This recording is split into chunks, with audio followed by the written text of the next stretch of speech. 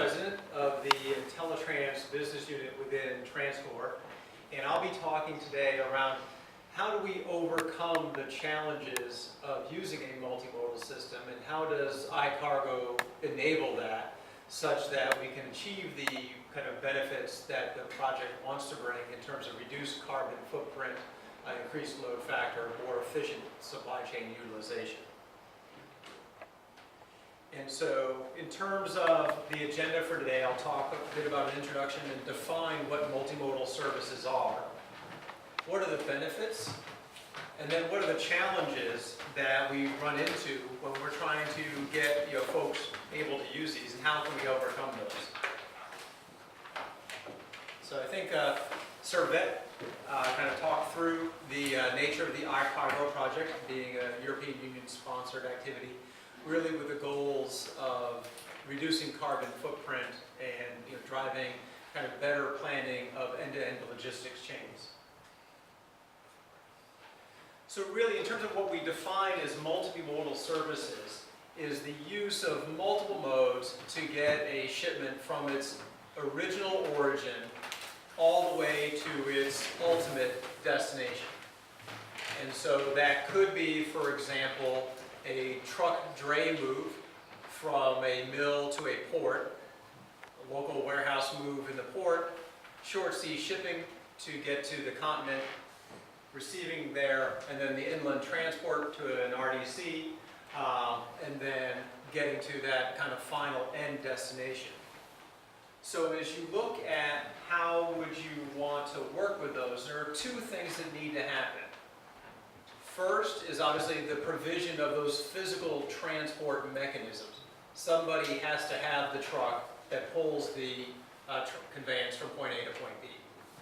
But then there are the activities or business processes that have to happen to enable the use of that kind of physical transport, which goes all the way from booking that transport to, starting with the selection of which transport mode or modes or route you're going to use, the actual booking of that process to say, yes, I want to do these individual moves with these carriers, to the tracking of those movements so that you can keep a status message of where is my cargo, what is its current condition, and maybe most importantly, when is it going to get to where it's going. You have to pay for that. And so you've got to have a mechanism for calculating the cost, generating an invoice, and then dispersing payment to the providers of those physical services. And then all the analytics and reporting. So how long is it actually taking to get from origin to destination versus that original committed plan?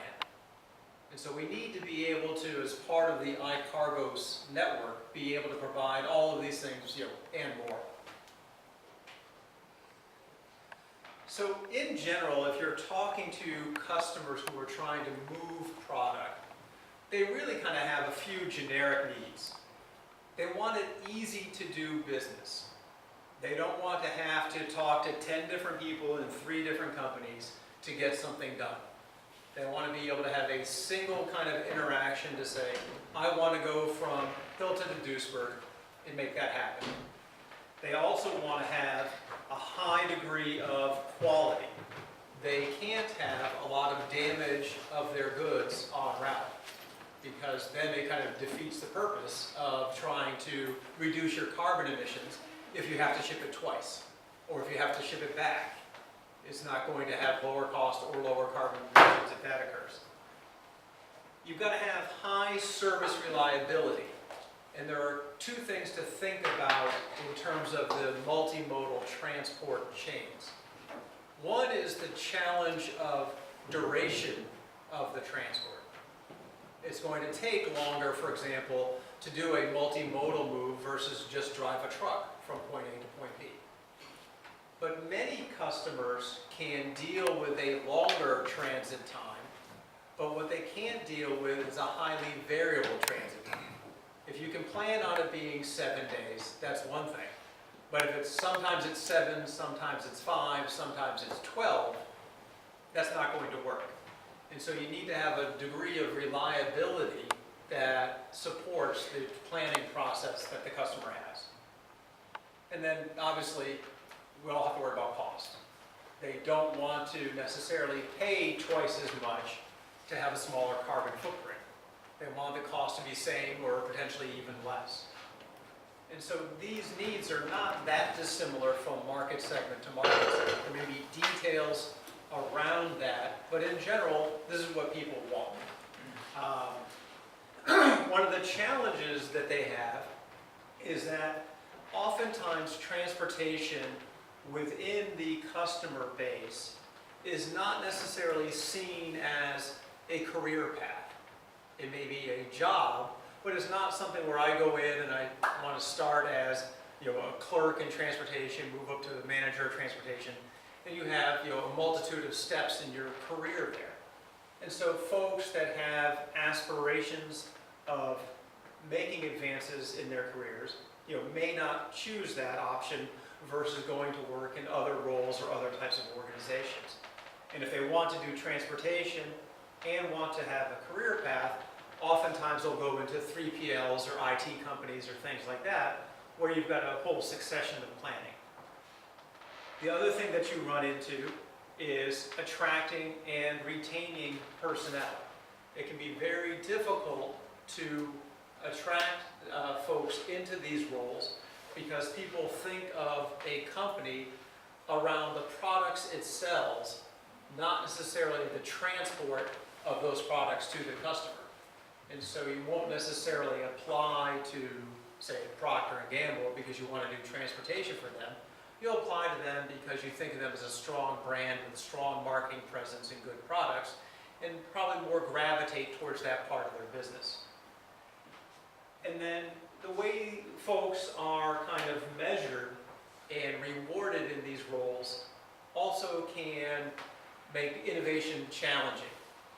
Many times they're not necessarily rewarded for making a change that benefits the company, but they will be penalized if such change ends up with customers not getting product. And so the balance of risk versus reward for people in these roles is tilted towards risk and not towards reward. This isn't true of every company in every role, but this is something that we find is a challenge for our customers to deal with around trying to drive innovation in their supply chain and their logistics. And so what this leads to is a heavy use of over-the-road transport because it's relatively easy to do, it's relatively reliable, and there's not as much risk in terms of things that could go wrong if only one party is handling it. And so this is something not on the technical side of the project, but on the softer side that we need to figure out how to overcome in terms of driving change out there in the industry base. So as we look at the benefits of doing multimodal transport, in general, except for kind of shorter transport lengths, but after over a certain distance of transport, you should be able to have a lower cost per ton for delivery, or per package, or per pound, or per gallon, however you think of that unit of measure. In addition, the utilization of fuel per item delivered is lower. So if you're being charged a fuel surcharge in addition to the line haul freight, that fuel surcharge amortized per gallon is lower, or a bunker charge. And then you have the higher road taxes that are being put into effect, somewhat to try to drive the utilization of multimodal transport and ease road congestion. And so that's an additional cost that over-the-road transport is facing kind of going forward than it maybe it faced 10 or 15 years ago. Then as we talk about, you've got the lower CO2 emissions. Some of this relates back to the lower fuel charges, because if you're using less fuel and consuming less fuel, you're going to put out less CO2. And then your conveyance weights are generally higher. And so your multimodal transports, from a calculation from beginning to end, in general will use less CO2. And then some of the more indirect benefits is that you would relieve traffic congestion. Because of the prevalence of over-the-road transport, some lanes in Europe are highly congested in some cities. And so if you move more transport from over the road to multimodal, that alleviates traffic congestion, which has an indirect benefit for everybody else that's trying to move through there. And then for the carriers that would be providing the multimodal transport, they have the potential for increased revenue. If they're doing short sea shipping across the Nordic Sea, they should see increased volume, which should increase their revenue, and so there's a benefit to them as well. So there are many benefits to doing this. So what we have to figure out is how do we overcome those challenges such that we can realize these benefits. And so what ends up happening is these challenges, kind of hinder the use of multimodal transport, because you might have to do bookings with each individual supplier of transport instead of just doing one. You've got the whole complexity of how do I evaluate those options. I've got to talk to, say, 3 different parties for each routing that I consider, and then I've got to add up the cost, the transit time, the schedules, all of that. How do I sort all this out to make the best decision for my company? How do I keep visibility of the order as it goes from the ultimate origin to the ultimate destination? Because it's going to be swapping, potentially not just even the carrier that it's with, potentially even the conveyance that it's within. How do I maintain visibility of that order all the way through? And we talk about the transit times in terms of being longer and being more variable. The other challenge you have is every time somebody touches it, there's a greater opportunity for something to go wrong. So if you have just a simple truck, you have the pickup, you have the transport, you have the delivery. So conceptually, you have 3 things, or 3 places where things could go wrong. If you just added another truck leg, you have that original pickup, transport, delivery. Then you have another pickup, another transport, another delivery. And every time you add a leg, it offers at least 3 more opportunities for things to go wrong. And so you've got to come up with a way to make sure you can deal with that. And then there's just a risk of damage because of those increased handlings. And so all of this combined is really what's leading to a default move towards over-the-road transport versus lower cost, more environmentally friendly options. So in order to overcome this, you need to be able to do the booking as easy as you can in a trucking process. It needs to be a single step for dealing with all of the transport providers in the multimodal legs. And so you could require many steps from the origin dray, maybe to warehouse communications, destination dray, RDCs. And then you also got to do the whole scheduling. If service isn't offered every day, then how do I chain these things together to say, okay, I can either make the Monday, Wednesday, or Friday sailing. So then what does that imply for the next leg and the next leg? So you've got to go through that whole planning process. What's RDC? Regional Distribution Center. All right. Thank you. So what we're trying to do in the iCargo project by leveraging the interoperability and the connectivity of the solutions is make it simple for a customer to evaluate their options. And so what they are able to do is simply put in how much product do they want to ship, when do they want to ship it, origin and destination, and come back and present various ways to get from point A to point B, while showing the kind of the 3 most important aspects, at least at this side, which is how long will it take to get there, what are those CO2 emissions, and what's the total cost. So this enables them to make a decision that is kind of a decision support system for them, so that they can make a decision more effectively around those trade-offs. But what you need to be able to do is, it's nice to say, hey, I can get from A to B doing this, but similar to your personal travel, like for me to get here, I had to get from my house to the Atlanta airport. I had to fly from Atlanta to Madrid. I had to take a cab from the Madrid airport to the Madrid train station. I had to go from the Madrid train station to the Zaragoza train station, and from the Zaragoza train station to here. And so I can do all of that individually, but ideally what I'd like to be able to do is make a single reservation, say with Delta, and have them communicate the rest to everyone. And so that's what we're doing in the iCargo project, is enabling them to go from that option selection form to filling in the requisite information that the parties will require for that booking to be made with each transport provider, and then communicate that booking in a format that is, commensurate with what they can deal with. So ideally, they have an access point from the iCargo solution and can receive the communications just as we transmit them.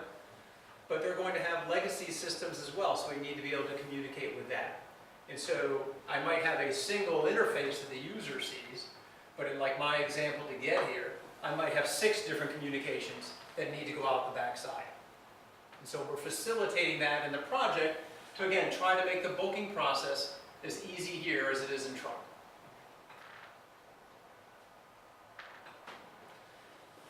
Then there's the tracking side.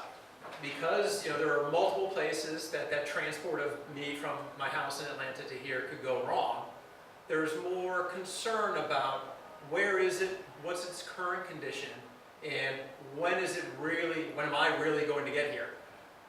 Am I going to show up at 1:30 in the afternoon on time to make my presentation? If not, I need to make some other decisions. And so what we've done is connected again to all of the hauliers in the transport network to obtain their current status. So where is it, when was it there, and what is that current condition? From there, because we're retaining the history of the shipments, we can both use their predictions of when they'll get it somewhere, as well as our historical information around how long it actually takes to get from point A to point B, to project that.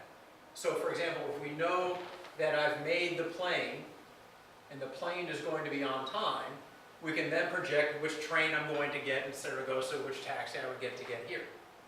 If the plane is going to be 3 hours late, we can then say I'm going to be potentially 8 hours late because the train schedule in Zaragoza might have a gap in it. And so we can project those dynamic ETAs within the system and then deliver those exceptions proactively to the parties involved in the shipment.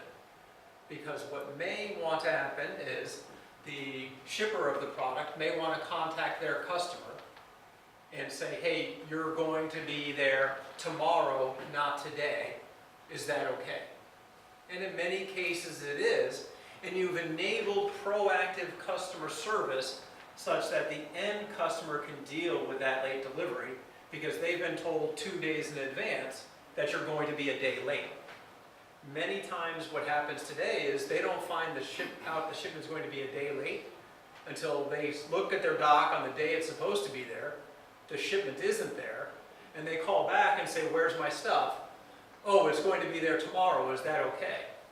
What might have been okay 2 days ago from a planning perspective may not be okay today, because there are things they can do if they know in advance that they can no longer do day of. And so by enabling that proactive customer service, you can oftentimes deal with the exceptions without having to change anything. But you may need to actually change something. So for example, if I'm supposed to be here at 1:30 and I was predicted to be late and we can't change the presentation schedule, instead of taking the tram here, I take a taxi. We enable that same rebooking process such that when you proactively notify the person who's responsible of the issue with the shipment, they can take proactive action to transport the unit or the order a different way to get it there on time if the customer says, sorry, no, tomorrow is not okay. The other thing that you need to be able to do is that different customers have different ways they look for things. So we can either push stuff proactively, but they may also want to say, hey, where is Ken? And there may be different ways they want to search for their order. And so one of the things that we do in the iCargo project is, because we're collecting all of this information, we can also present it to them such that they can search by any kind of valid parameter, fundamentally, that they want to. So if somebody wants to search by sales order number, they can. If they want to search by origin carrier, they can. If they want to search by destination, they can. And so giving that flexibility within the platform to be able to give the client the information that they need to know and allow them to obtain it in the way they want to obtain it is key. Because again, if you view your competition as truck, truck on-time delivery compared to everything else is actually pretty good in the grand scheme of things. And so oftentimes they don't even need to call a truck to say, are you going to be on time? In general, if it's shipped on time, it can be there on time. Again, it's not perfect, but its reliability is much higher because there are less legs in there. So you have to be able to give people a mechanism to feel as comfortable with what they're doing as they would be in truck. The other challenge that you have is that when people are searching for their units, if they see a city that the transport is going through, they may not really know where that location is because they don't often ship that route. And so, major cities people would know, but if it's in like Hilta, Sweden, for example, not everybody may know where that is. And so one of the things, I know I'd be surprising, but some people may not know where that is. And so what you also need to be able to do is present that location and route on a map so that the user has a sense of, okay, now I know where that transport unit actually is. Because the most important thing is when it's going to get there. But they have a lot more faith in knowing when it's going to get there is real, when they know where it really is at a certain point in time. And so making it easy for them to do that is a key part of what we need to do to overcome those challenges.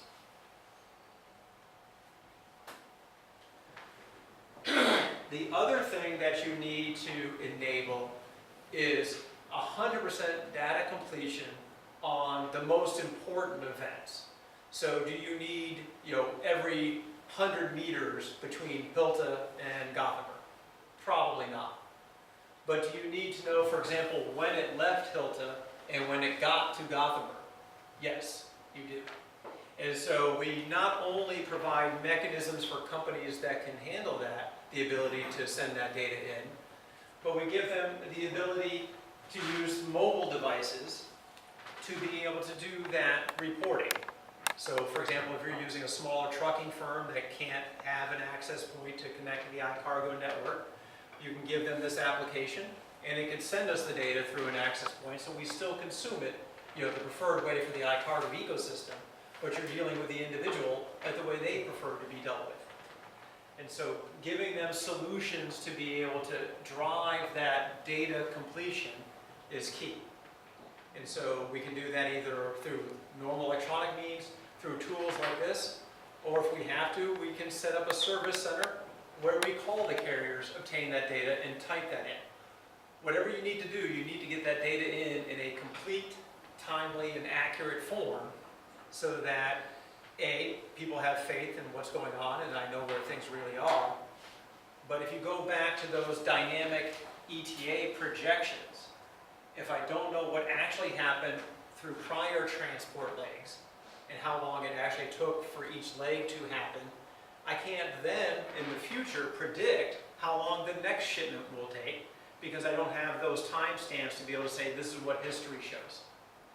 And so it's important from paying for transactions to doing proper reporting to even just simple, how do I calculate arrival times.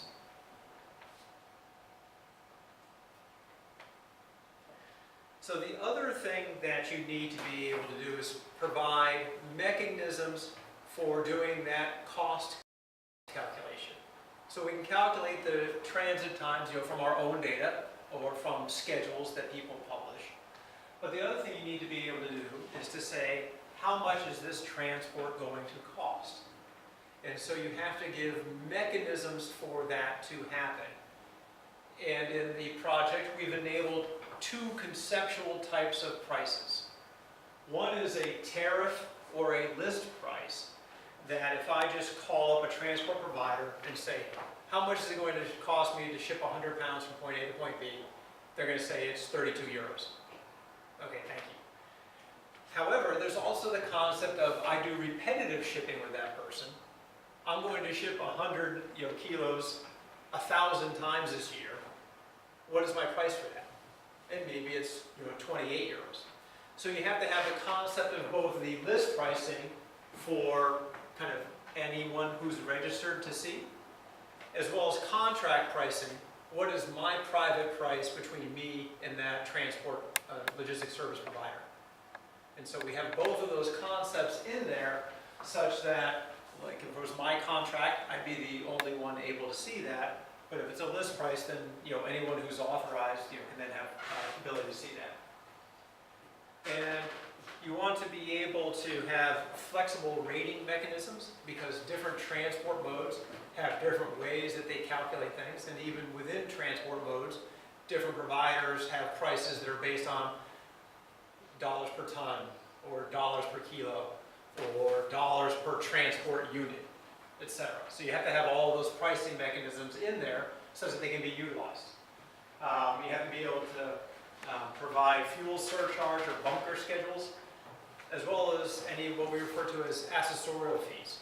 So for example, if you're picking up a certain type of product, maybe it requires special handling at the origin for packing or stuffing the container. That might be a fee that other folks wouldn't have to pay, but then the price for the actual container haulage may be the same. So all of that is built into the system. Then you have to have the ability to pay those people, because they're not doing this for free, so they're going to have to get their money somehow. And back to the analogy with truck, it's relatively simple in a truck move. It went from here to there, and I got one invoice. Now you may get multiple transport units on the same invoice, or you may have other things, but in general it's relatively straightforward. Here, if we go back to, say, my move to get here, there were 6 different parties in that route. And they all have their own prices, they have their own way of invoicing me, and conceptually they could have their own currencies if you're crossing different currency zones. And so what you need to be able to do is receive those invoices, again, ideally in the iCargo framework or in more legacy methods, to get that invoice in there or load it manually, such that the parties have an easy way to say, I did this transport move. It should have cost me 3,200 euros, which was comprised of 300 euros for haulier 1, 2,200 euros for haulier 2, and 700 euros for haulier 3. So then make sure that you get those invoices, that they match what they should have paid, and that you have all of the invoices for that movement, and you don't double pay any of the invoices for that movement, which can be harder than it sounds because different transport logistics service providers may have different ways that they generate invoices. And so you may get one invoice immediately from, say, a rail carrier, but your invoice from a short sea shipping company might come 3 weeks later. How do I tie those together to make sure that everything is right?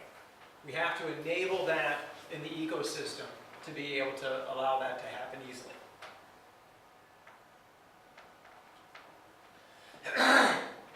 Pardon me. So in terms of the transit time, we have longer times that we're going to need to plan on. Not always, but in general, they're going to have longer transit times. And many times this can be dealt with proper distribution planning. I can set my make to inventory versus my make to order processes such that I'm planning for this in my whole network. Where's my inventory levels, where are my inventory levels going to be throughout the distribution chain, and how do I plan those either to be deployed forward in the marketplace or back at my site. And so many times they can take care of the longer transit times. But then if you have variability in that, they have to take that into account. And the way you do that is you calculate what my safety stock should be, and then based on the transit time, you then start setting where your reorder point needs to be. The more variability you have in the chain, the higher that safety stock level needs to be. And so we need to try to keep that as tight as possible so that you don't have that excess inventory in the system, because then that comes with a cost. And again, the general mantra is people will do lower carbon footprint as long as the cost is the same or lower. And so you have to keep that total cost, which is not only the transport cost, but the cost of capital, where you have inventory tied up, as well as the cost of the warehouse within which that inventory is sitting.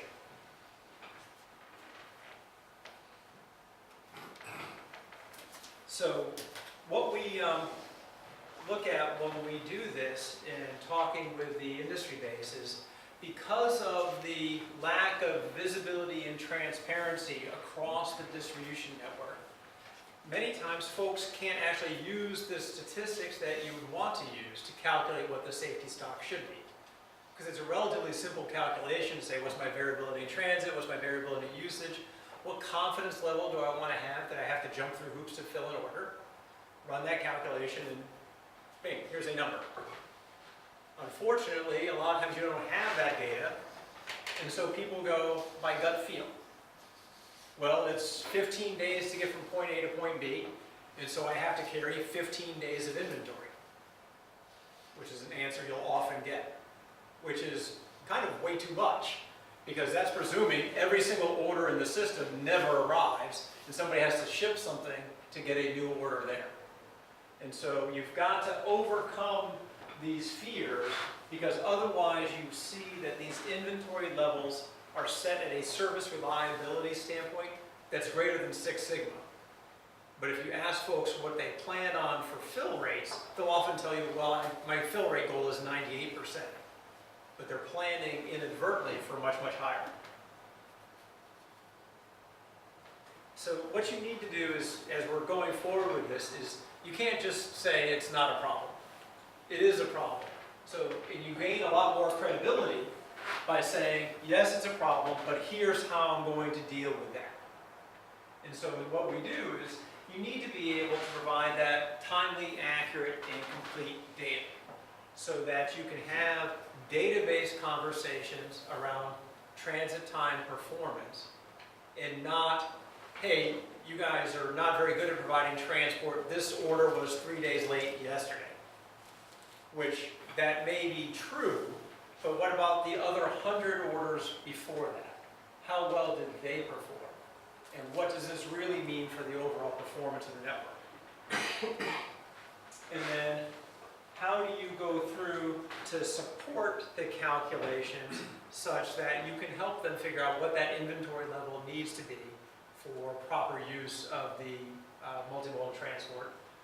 And then really drive root cause corrective action, or whatever discipline you use within your organization to drive continuous improvement. Because we can always get better. And so as long as we acknowledge that, support the ability to investigate why things went wrong, and come up with appropriate corrective action plans to mitigate that risk going forward, the better off we'll all be.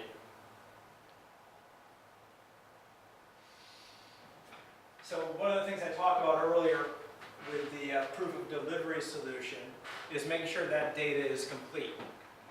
And so what we do as part of our contribution to the iCargo project is we'll look at every single trip and make sure that the key events are there before you consider that trip complete.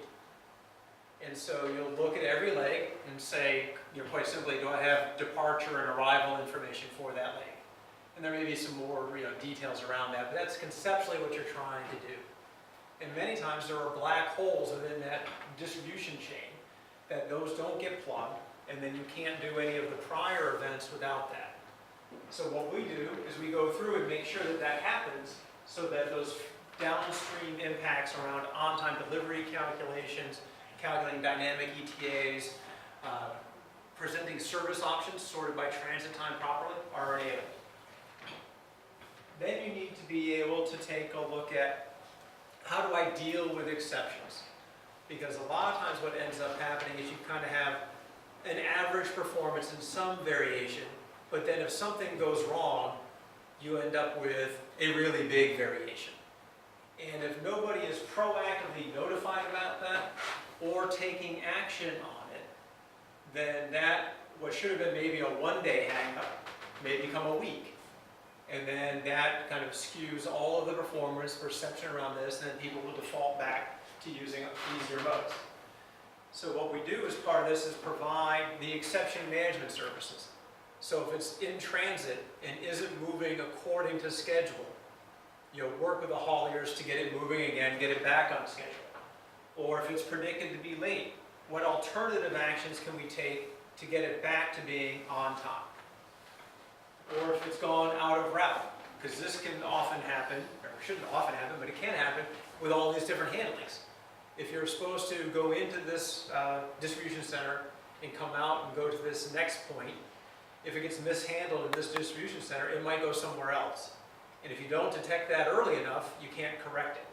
So that's part of the services that are provided, is to make sure that you monitor that, as well as kind of mode-specific issues. Because certain transport modes have issues that others don't, like wagons in need of repair and rail that have to be dealt with differently than trucks that are in need of repair and over the road. And then supporting kind of systemic issue improvement. Because we're capturing this data, not only the transport, the transit time, but the exception data, we can start saying, are there common causes of issues that occur that we need to resolve? Because it's all well and good to say, hey, this shipment's out of route, get it back to where it's going. But if that happens 5% of the time going through there, you have a systemic issue that needs to be addressed that isn't as simple as just divert this to go where it's supposed to be. So you need to be able to handle those tactical issues as well as looking at more systemic issues to drive continuous improvement and get that on there. May I ask a Yes. question? Maybe this is the English part, but I don't know. Systemic. Do you mean systematic?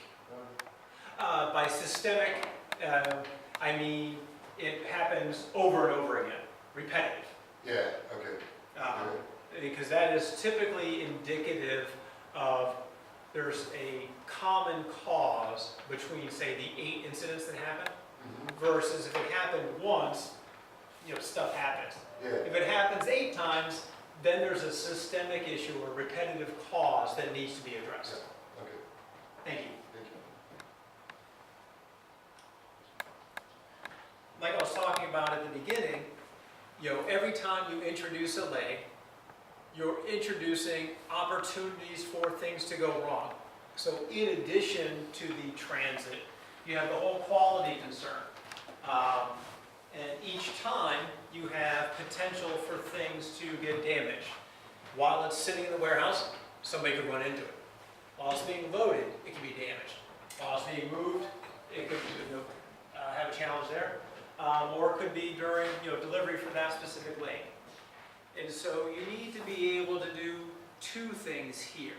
When we're setting up the transport plans and the service establishment between the shipper and logistics service provider, the expectations around how things are handled and the requirements for doing business need to be clearly communicated.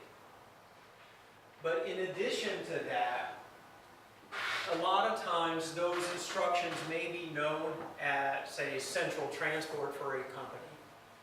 But the specific person handling the product also needs to know those requirements.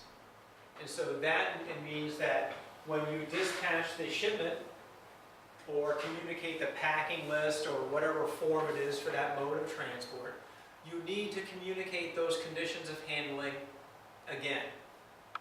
Because you can't necessarily rely on the fact that you told somebody when you establish a contract in January that these are the things that need to happen when you handle it.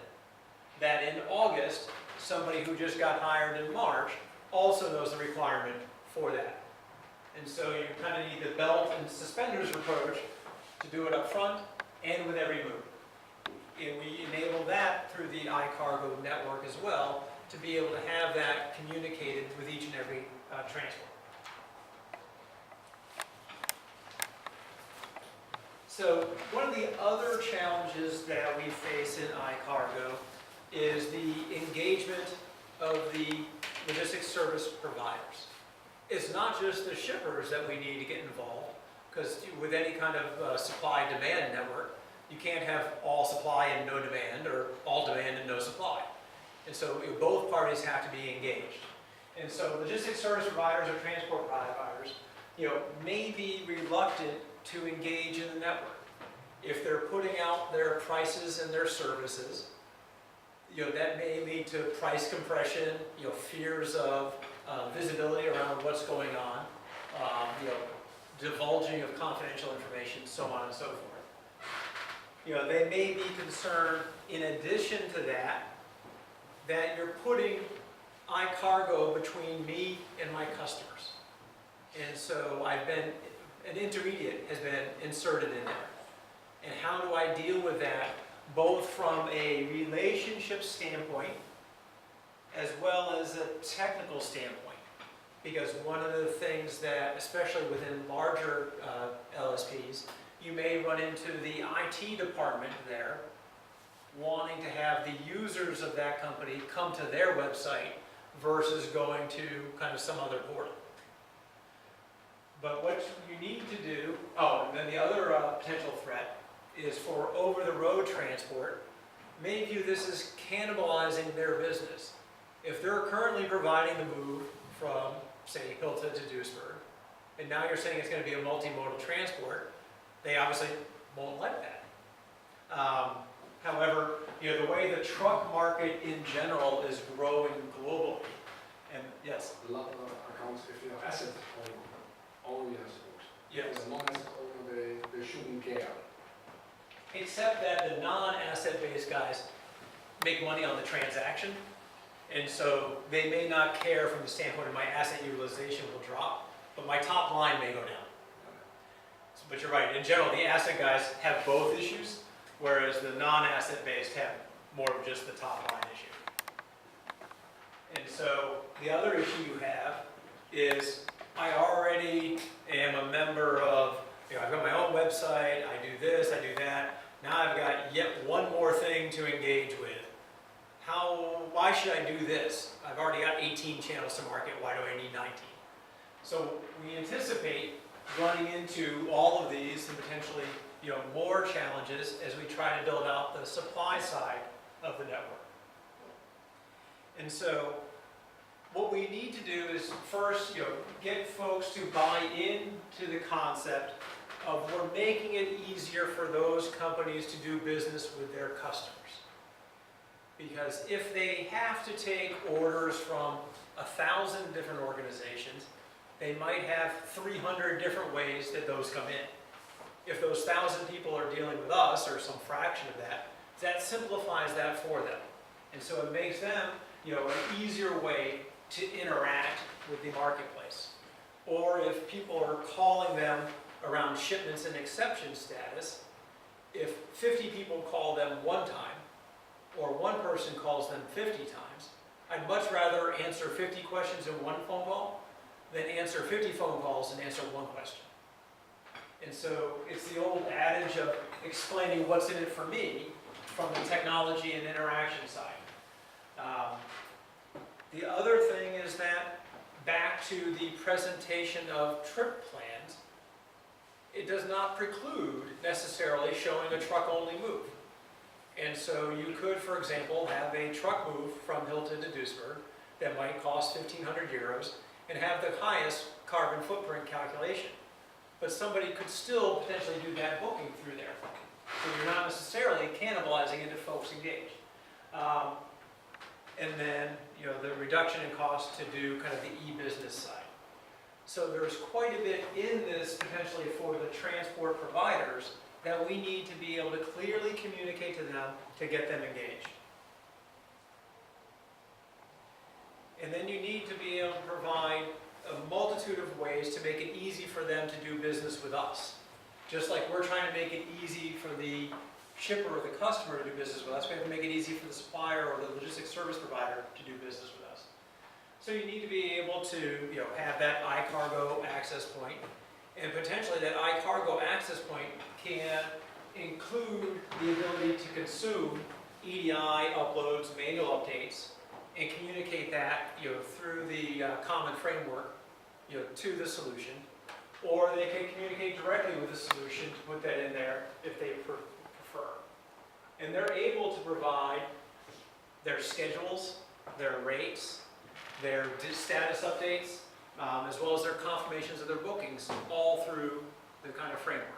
And so it makes it very easy for them to have a single way to provide all of the communications to the customer base versus taking their orders by phone, saying their status updates by email, and generating their invoices electronically. You can also communicate capacity constraints. So if your schedule has changed such that a ship has to go out of service for a maintenance window for a week, that schedule can easily be updated for that week and communicate those constraints and allow people to plan around those. And then also the ability to do mass updates. If I have to go in and update 20 different transit plans one at a time, it may not be as friendly as let me apply 20 updates as one. So we're able to do that. So what are we trying to do with this? We're trying to drive those kind of iCargo initiatives that Servette was putting forth at the beginning. One is carbon footprint reduction. We can show people the benefits of the various options that they have, and they can make conscious decisions, for that. And the nice thing about the iCargo network and the various partners that we have in that is we have folks that are experts in different areas doing different work that allows us to call, like say, industry standard calculations for how to calculate CO2 that are specific to each country, because each country has different methods for which they calculate things, and able to support that. And pull that into a best route selection process such that users can have an easy to interpret decision support system that gives them the options in hand and allows them to do those trade-offs and make their bookings easy. People don't want to do it. There are logical reasons for this. It's the complexity of the booking, it's the long and variable transit times, it's the complicated freight payment process, and it's the engagement of all of the parties in this. And so by working with the iCargo ecosystem, we're able to address those concerns at both a technological level as well as a business process level, and drive greater usage of the multimodal transport, which in general will not only reduce the carbon footprint, but you should also have a lower cost of transport and reduce congestion on the motorways in Europe. So with that, I appreciate your time, and we'll ask the audience for any questions that you may have.